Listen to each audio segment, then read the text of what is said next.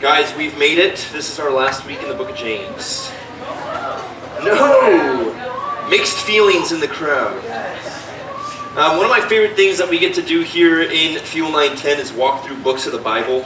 We did it in Ephesians last year. We did it in James this year. We got a really exciting series coming up. Not starting this next weekend because, ladies, you're going to be gone, and we would never want to start a series when you guys are gone. So we'll do a little one-off this next weekend, and then the week after that, we're going to dive into a series tackling the relational hierarchy in your life. And so we're going to dive into your relationship with God, family, friendships, friendships with the opposite sex, dating. What do you do with people that are just hard to deal with, frustrating people? And so I'm really excited that it's going to take us through 2019. And then it's like, has anybody looked at the calendar recently? 2020 is like, she's coming, okay? I don't know why time's a lady, but she is, okay? Father time. No, it's 2019, mother time, okay? We are in James chapter 5. We're finishing our series this week, and this entire series has been one that I have loved. It has been convicting, has been challenging. I've said this multiple times, but I really do feel like I'm teaching with a mirror on the back wall as we've talked through, what does it look like to follow Jesus? Hello, you awake now? Okay? Forgot my spray bottle. Stay away. What does it look like to follow Jesus? Through the eyes of Jesus' half-brother. Man, I love that Jesus' brother James writes an entire book of the Bible, and it gets printed as Bible. We have it 2,000 years later, and this half-brother of Jesus that once upon a time looked at him and went, "Come on, God, really? All right, bro." Right? And we all get that, right? Which one of us would be okay with the fact that our sibling walked up to us and was like, "I am," and you're like, "You are hungry? You are annoying? You are the worst?" Like, and he's like, no, I am. And you're like, sure, okay, for sure. But something changes. Something happens in the life of James, where through the 3 years of ministry, the death on the cross, the resurrection from the dead that Jesus experiences and then shows back up to his brother. There's this moment, something happens in James's life to where he pens a letter to the church, and he starts it out with James, a servant of the Lord Jesus Christ. He gives us this beautiful letter, 5 chapters of just, hey, my dear brothers and sisters, you can hear the sincerity in his voice as he just pleads with the church to go, would you follow Jesus? Would you chase after things that are worth chasing after? Would you live life that's actually life? When hardship comes, and I promise you it'll come, please have the lens that God uses. See this life as he sees it. Sees people as he sees them. And don't just be people that hear the word, but be doers of the word. Put it into practice. Live it out. Be slow to speak. Be quick to listen. Be slow to anger. And he gives us just this practical step-by-step of what does it look like to follow Jesus. In James chapter 4, at the end of chapter 4, he's going to give us this perspective, which I want to dive into a little bit of a talk today that's maybe harder to talk about, but really, really important. Like, has ever done the roulette where you like flip through the Bible because you're feeling down or something, and then you open it up like looking for a word of encouragement? No, just me? Okay, cool. You've done it, you liars. Okay. End of James chapter 4, he says this. He says, "What is your life? You are a mist that appears for a little while and then vanishes." That's not one of those like super encouraging verses. Right? That's not one of those ones that gets like printed on a mug.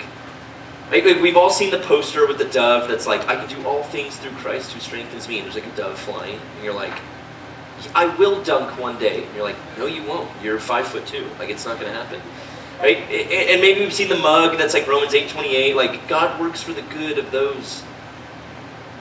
And you're like, man, those are encouraging verses. Decontextualized a lot, for sure. This is not one of those. Like, nobody prints on a mug, "My life is a mist that vanishes. It's here today and gone tomorrow." I love you, Jesus. Right? Like drinking your coffee. Like, it doesn't happen. And yet, here's what the Bible says our life is. Don't worry, this isn't like toxic or anything. It's just compressed gas duster. That's all. Anybody need a clean keyboard? I got you. This is what James says our life is. Ready? That's your life. Beginning to end. That's your life.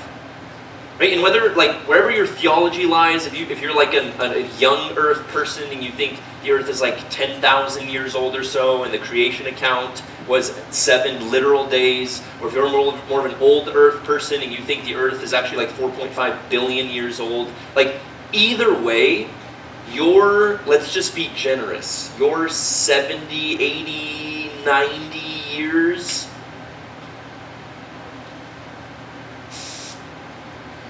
a mist. Here today, gone tomorrow. This is what James says our life is. And I know that's kind of weird to wrap our heads around as 9th and 10th graders, right? If you're anything like me, you probably didn't wake up this morning going I wonder if today's the day. I wonder if today's the day where I breathe my last. You probably didn't wake up thinking that. Most of us don't. I'm 27 and I still feel like quasi-invincible. I try things, I ride dirt bikes, I'll go, and I'm just I'm not going to die. And yet, a week ago, I was at a conference called Sticky Teams, and it's always weird when I say it out loud. It feels weird. But Larry Osborne, he writes a book called Sticky Church, Sticky Teams, all of that, and they put on this conference every year where churches from all over America, they come in and they fly in to come hang out at North Coast for a couple of days. And I got to help out at this pre-conference. We're talking about youth ministry, and I got to brag about you guys for a couple of hours with a bunch of other youth pastors and talk about Fuel 910 and how great our students are. And at that conference, I stepped off stage. My sister Natalie was in town, and she was like, hey, you need to come outside real quick. And I stepped outside, and I got a better look at her in the light outside and did that, when you walk out of the fuel room and it's blinding out there. And I look at her, and she just had tears flowing down her face. And last Tuesday, I get a phone call from my dad, and he just said, hey, your Uncle Brent, my dad's brother-in-law, my dad's sister's husband, my uncle. Brother-in-law went to bed on Monday night, feeling a little off. He's 58 years old.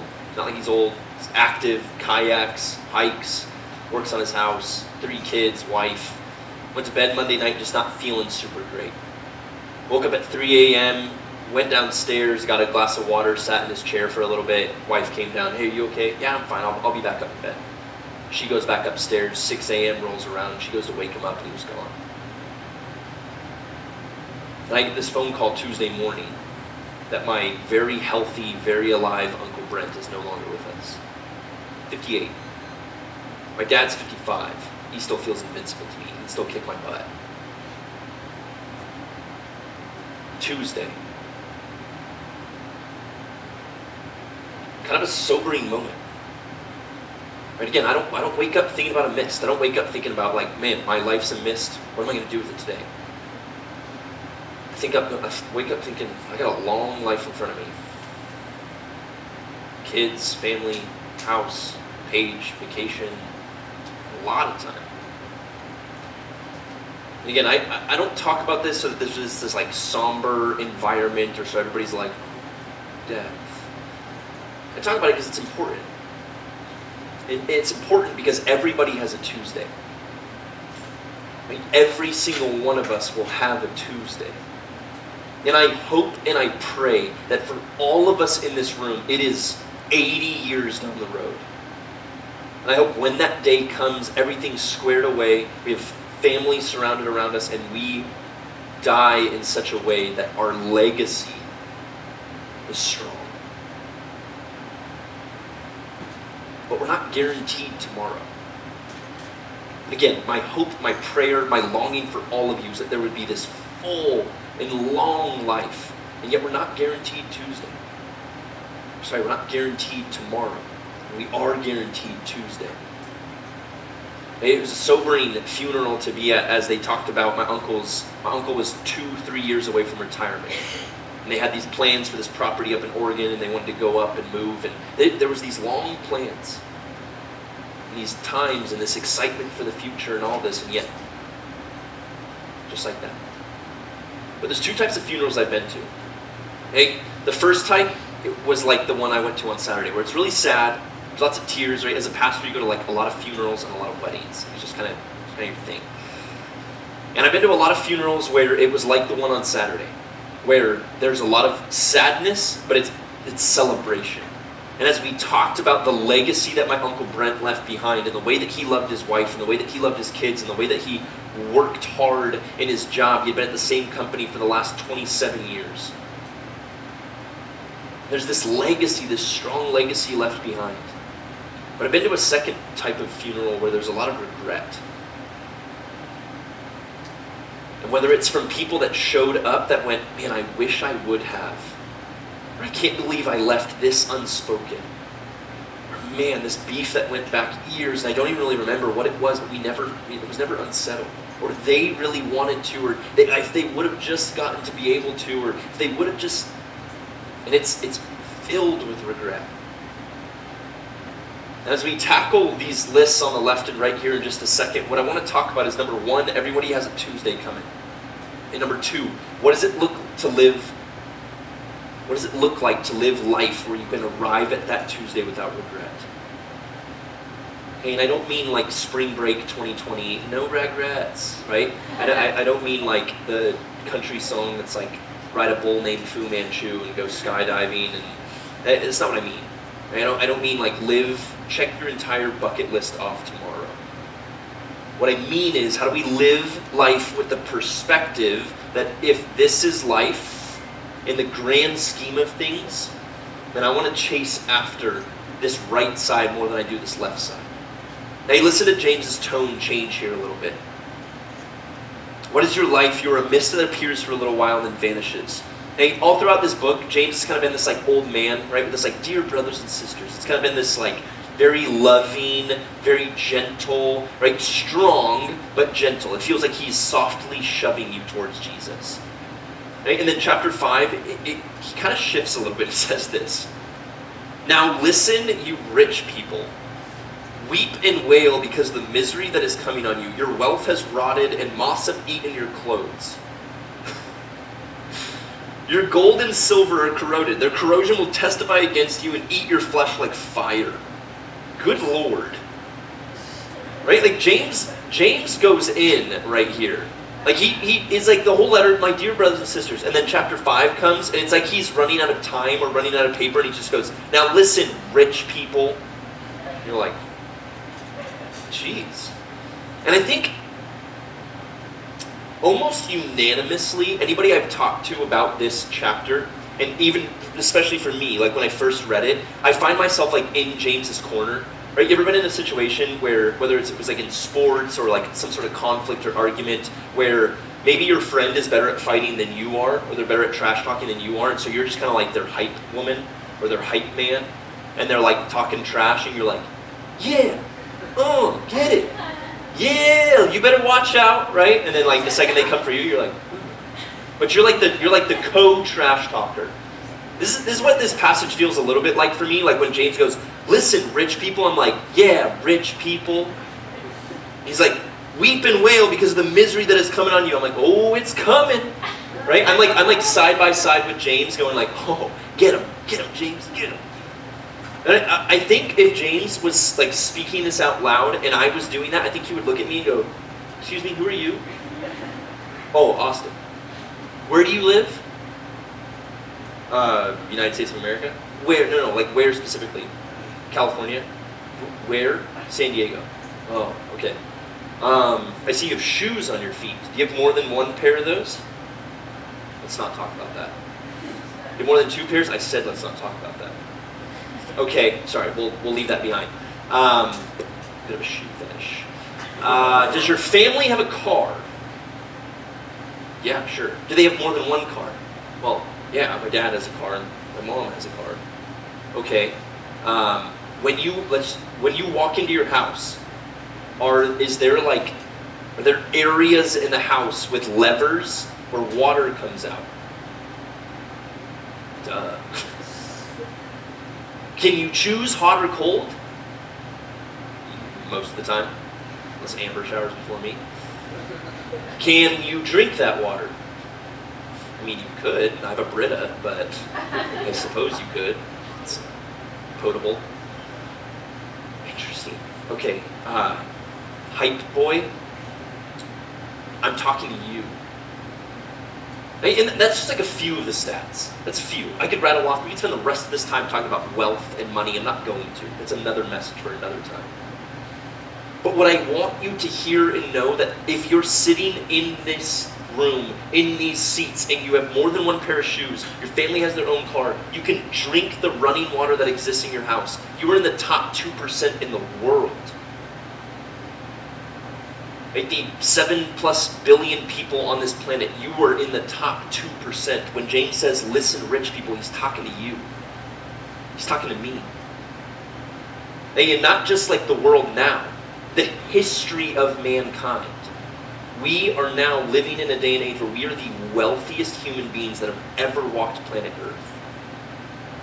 James had no context for the type of wealth that you and I have.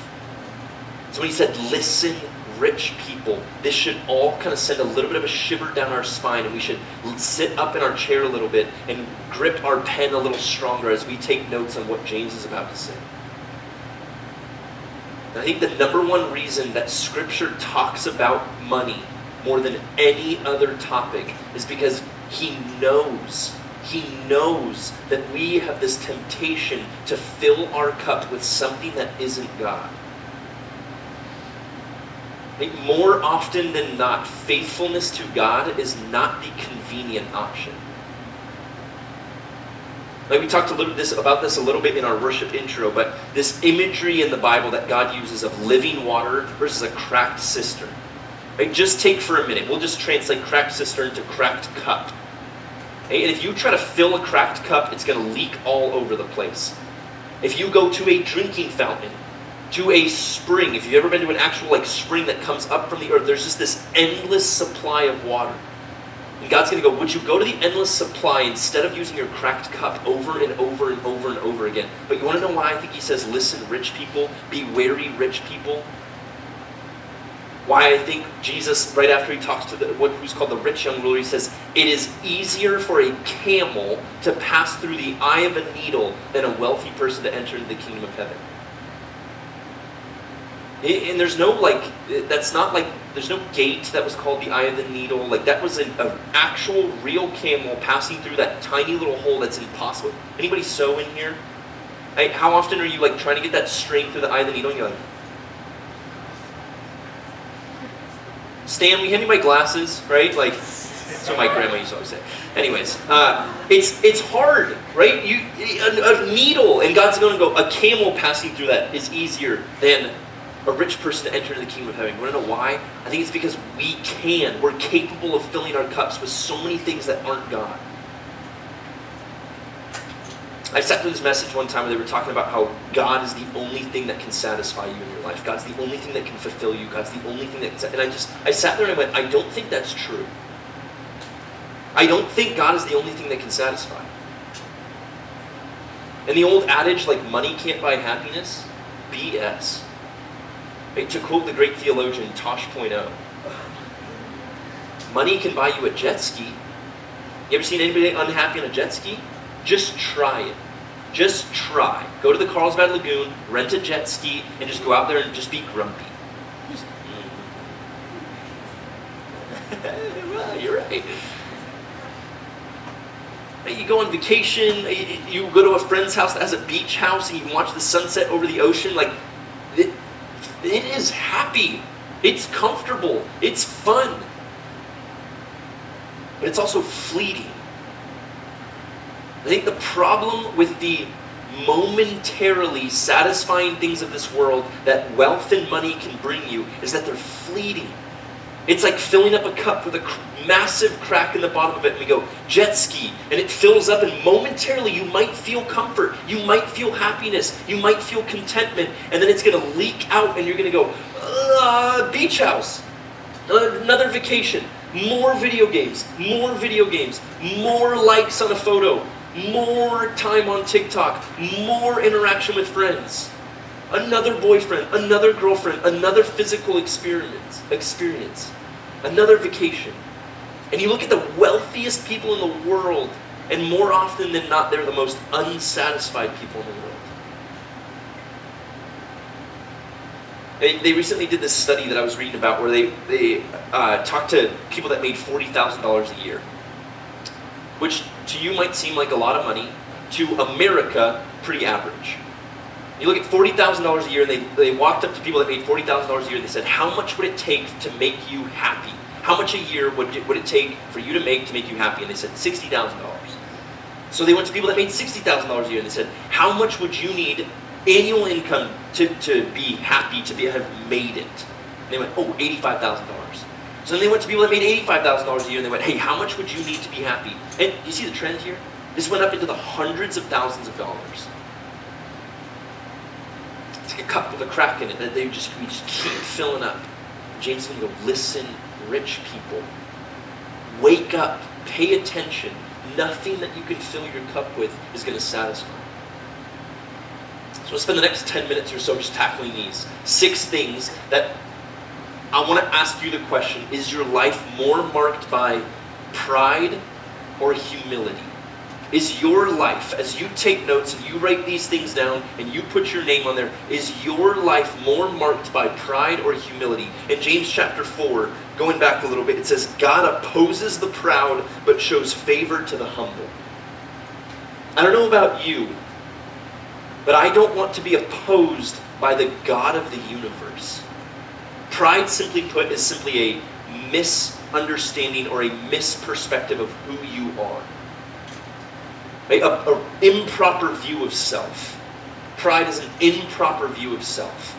Right? And this might manifest itself in arrogance, right? The person walking down the hall with their chest puffed out, but it also might manifest itself in self-consciousness, insecurity, where I'm just obsessed with me and what people think about me. Like humility, on the other hand, right? C.S. Lewis has my favorite definition of humility. He says, humility is not thinking less of yourself, it's simply thinking about yourself less. What would it look like to simply erase self-thoughts throughout my day? How much of my day is spent just thinking about me, just consumed with me, what I want, what I think, what I feel? The antidote for pride is humility. Is my life more marked by pride or humility? Number 2, is my life more marked by walking by my will or walking by God's will? Like Romans chapter 12, 1-3 is going to say, don't conform to the patterns of this world, but be transformed by the renewing of your mind. Then, and only then, will you be able to attest the perfect will of God. I think a lot of the times I walk around going, man, God, I don't feel you. I'm not experiencing you. Like I want to draw close to you, and I think he's asking the question, number 1, is there any sin in your life? Is there any unrepentant, hidden sin in your life that's always going to keep me from you? And number 2, are you walking by your will or my will? Well, how do we know God's will? It starts with this. We got to dive into his book and not be conformed to the patterns of this world. You know what conforming looks like? Just don't do anything, and you will conform. It's like being unfit, right? How to be winded when walking up a flight of stairs. Don't work out. Right? Like, no one tries to be winded walking up a flight of stairs. You just walk up a flight of stairs and you're like, whew, I need to run more. It's the same thing. If you're being conformed to the patterns of this world, and you want to keep conforming to the world, step 1, do nothing. Congratulations, you have conformed. But be transformed by the renewing of your mind. Then you'll be able to know what God's will is and apply it for your life. And when Tuesday hits, when you ask the question, what will your legacy be? I hope on the Tuesday at my funeral, first and foremost, if any of you come to my funeral, please don't wear black. I don't know why that's a tradition, but I want everybody to be wear your most colorful, floral, like Hawaiian garb, like clash if you want to. Just don't wear black. And when my legacy, when people talk about my life, I hope that my life is marked more by I walked in God's will. I lived by God's will more than I just did what I want, when I want, how I wanted. Number 3, is your life marked more by comfort and self-indulgence or selflessness and servant-hearted? Being servant-hearted. Philippians chapter 2, verse 3. Paul's going to write to the church of Philippi, and he's going to say, do nothing out of selfish ambition or vain conceit. Rather, in humility, consider others as more important than yourselves. We could stop right there, and all of you could take a pen and write down Philippians chapter 2, verse 3 on your wrist, or your arm, or on your thumb, or on your hand, or wherever you're going to see it every day for the rest of this week, and we would all still fail in this. Do nothing out of selfish ambition. You know what selfish ambition is? My actions, thoughts, words that push me ahead more than they push the people around me ahead. In humility, consider others as more important than yourself. I fail in that every single day. Left to myself, left to conforming, I'm the most important person I know. Is my life marked more by comfort and self-indulgence or by selflessness? I love how the word selfless has the word less self in it. And servant-heartedness. Mark chapter 9 at the end, Jesus' disciples are going to come up to him and Jesus is going to say, hey, I didn't come to planet Earth to be served. I came to serve. If there's anybody in the history of mankind that is worth serving, even in his physical man state, 100% man, I think it was Jesus. We find out in John chapter 1 that it was Jesus who spoke into existence creation. He said, let there be light, and guess what happened? Light came into the universe. You know what happens when I say, let there be light? Nothing. And how often am I okay being served? And I'm okay serving as long as I get thanked for it. You know what the easiest litmus test is for whether you're a servant or not? Would you still be okay with serving if people treated you like a servant? Or in that moment do we go, whoa, hey, easy there. I'm happy to serve as long as it's for a good purpose and I get thanked afterwards and I look good. Is my life marked by service and selflessness? John chapter 13, Jesus is going to perform one of the most miraculous signs of service in all of Scripture. And it's this shadow of the cross to come when he wraps a towel around his waist and washes the disgusting feet of the disciples. And then John 13:34, he's going to say, a new commandment I give you, that you would love one another just as I have loved you. Jesus takes an equal sign and puts love and service on either side of it. He says, this is what it means. To love someone means to put yourself last. Humility means thinking about yourself less. Is my life marked more by tunnel vision or patience and perspective? Right? To quote another great theologian, Justin Timberlake, I got that tunnel vision over here. If you haven't listened to the 2020 experience, do yourself a favor, okay? Tunnel vision. Tunnel vision in our life looks like this. When I have a hardship going on, when there is brokenness in my life, when things aren't fair, or on the other side of things, when everything's going well and I'm really comfortable and I'm stoked on life, my tunnel vision is like these horse blinders on either side that I cannot see past this moment. And when brokenness exists, I shake my fists at heaven and go, why me, God? Don't get me wrong, I think honesty with God, honesty in prayer is awesome. It's all throughout the Bible. And yet the moment that we think this isn't fair, and we can't see past this, just what we have going on right now, we have this tunnel vision. Is my life marked by tunnel vision, or is it patience and perspective? Right, chapter 5, verse 7 and 8 is going to say this. Be patient then, brothers and sisters, until the Lord's coming. See how the farmer waits for the land to yield its valuable crop, patiently waiting for the autumn and spring rains. You too be patient and stand firm, because the Lord's coming is near. 2 Peter 3:8 is going to say, for God, a day is like 1,000 years, and 1,000 years is like a day. It's not that God lost track of time, it's that he's patient, not wanting anyone to perish. Do we live in view of the temporary or the eternal? I want my life to be marked by patience and perspective. The last two real quick. Is my life marked by grumbling and complaining, or gratitude and encouragement? Right, Philippians 2:3, we reference that later. Later in that same chapter in 14:15, Paul's going to look at the church of Philippi and say, do everything without grumbling and complaining. And if you just lived your life without grumbling and complaining, that's enough to make you stand out in a crooked generation. I don't know what's been going on, if it's like the Santa Ana winds or what, but if you've seen the stars the last couple of nights, like the last week, I feel like they've been nuts. Just do yourself a favor, pause, look up tonight. Paul's going to use the analogy of the stars that stand out against the night sky. He's going to say, that's what you will be like if you simply decide not to grumble and complain. On the other side is gratitude and encouragement. Right? 1 Thessalonians 5:17 says, this is God's will for your life. Give thanks in all circumstances. Right? You ever scratch your head asking God the question, what's your will for my life? And then he goes, Did you read? No? I'm like putting together a million IKEA cabinets right now, and sometimes I'm like pounding like one piece into another piece, and Paige walks in, she's like, did you read the instructions? I'm like, no. And sometimes that's what we're like, God, what's your will for me? What do you want? And he's like, you know that dusty book on your shelf? 1 Thessalonians 5:7, Hebrews 10:23-25. Let me read this real quick. It's too good not to read.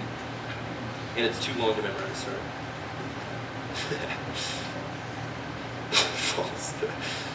Well, they memorized the whole Torah. Shut up. Okay. Hebrews 23 says, let us hold unswervingly to the hope we profess. You ever been in a car where somebody's like, don't you love the word unswervingly? Let us hold unswervingly to the hope we profess, for he who promised is faithful. And let us consider how we may spur one another on towards love and good deeds, not giving up meeting together as some are in the habit of doing, but encouraging one another all the more as you see the day approaching.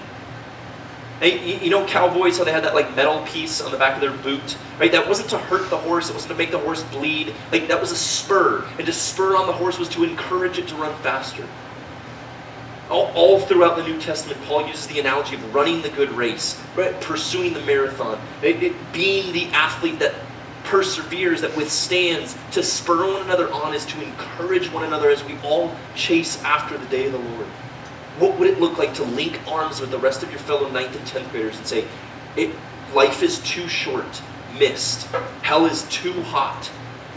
What if we just spent the rest of our life arm in arm, spurring one another on, encouraging and being the church, God's plan A to radically change the world for his kingdom? I want my life to be marked with gratitude and encouragement more than walking around just grumbling and complaining. Left to myself, I grumble and complain. Lastly, is my life marked by apathy and instability or perseverance? At John 16, Jesus is going to look at his disciples and say, in this world you will find trouble, but take hope, have faith, I've overcome the world. See, friends, following Jesus, the spring of life, is it worth it? Absolutely. Is it easy? Absolutely not. It will be hard. James bookends his book with chapter 1. When you face troubles of various kinds, consider it joy. Chapter 5, when you consider troubles of various kinds. I don't think that was an accident. I don't think he just accidentally repeated himself. I think he knew that the church needed to be reminded of when crap hits the fan, persevere. Persevere. Work hard. Paul's going to say, work out your faith. Galatians 6 is going to say, don't give up. Don't give up doing good. It's like a farmer who sows his seed, and there will be this harvest, but don't give up. Persevere. I want my life to be marked by perseverance and not apathy or instability. Apathy looks like this. How you doing today? What'd you do this weekend? Not a lot. I was just bored. So what'd you do when you were bored? Spent another hour on TikTok. Played more video games. Slept in longer. Apathy looks like not being passionate about anything. G.K. Chesterton said there's no such thing as boring things or places, only boring people. Friends, when your Tuesday comes the last thing I want to be known as is apathetic or boring. I want to be known as somebody who persevered, who was passionate, who worked hard, who dove into God's word. And as you put your name next to all of these, would your list read, Austin is humble, Austin lived by God's will, Austin was selfless and servant-hearted, or would it look like this left side? Austin was proud. Austin lived by his will. And friends, I promise you, they probably won't say this at your funeral, but they won't say a lot because they don't want to say this. The longest funerals I've ever been to have been when this is true of their life. Tuesday's coming. What would it look like to live a life of no regret? Pray with me. Father, thanks for today. Thanks for North Coast and this place that we get to come and gather and encourage one another. God, may we not give up meeting together, but may we be people that live life as iron sharpens iron. Do life in community. We love you. It's in Jesus' powerful name we pray.